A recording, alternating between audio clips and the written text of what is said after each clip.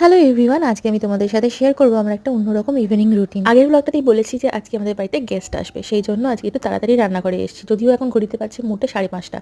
বড় বড় চিকেনের পিস এনেছিল বাজার থেকে, সেইগুলোকে এই ছুরি দিয়ে কেটে ছোট ছোট করে নিলাম। রাতে হবে রুটি আর কাবলি চানার তরকারি। আটাটা মেখে নিয়েছি আর টিফিনে বানিয়েছি একটু পাস্তা, ভেজিটেবল পাস্তা। কাবলি চানা সেদ্ধ তো সকালেই করে নিয়েছিলাম, সাথে যা যা লাগবে সেগুলো কেটে রেডি করে রাখি। এখানে গরম গরম 2 কাপ চা বানিয়ে নিয়েছি, আমার জন্য 1 কাপ আর আমাদের বাড়িতে অলরেডি একজন গেস্ট আছে তার জন্য 1 কাপ। চা খেতে খেতে আমি এখানে কাবলি চানার তরকারিটাও বসিয়ে দিয়েছি। আমি এদিকে রান্না করছি, মনোজিৎ ঘরেই ছিল, এসে বললো দেখো বাইরে কত শিলাবৃষ্টি হচ্ছে। সত্যি তাকিয়ে দেখলাম পুরো বরফের মতো দানা দানা শিলাবৃষ্টি হচ্ছে। কাবলি চানা তরকারি আমার রেডি, আর বাড়িতে যে গেস্ট ছিল সেও আজকে চলে যাচ্ছে, কারণ ও অলরেডি বাড়ি রেন্টে খুঁজে পেয়ে গেছে। তো রিও খুব মিস করবে, আমরাও সবাই খুব মিস করবো। তবে বেশি দূরে নয়, পাশের অ্যাপার্টমেন্টেই যাচ্ছে। চলে যাবার পরে আমরা এখানে একটু সন্ধ্যেবেলায় পাস্তা দিয়ে টিফিনটাও সেরে নিলাম। রিও আর বাবা বললো দারুণ হয়েছে। তারপর মনোজিতের হাতের গরম গরম কফি দিয়ে আজকের মতো সন্ধ্যেটা এভাবেই শেষ করলাম। আজকের ব্লগটা কেমন লাগলো জানাতে ভুলো না। সবাই ভালো থেকো, টাটা।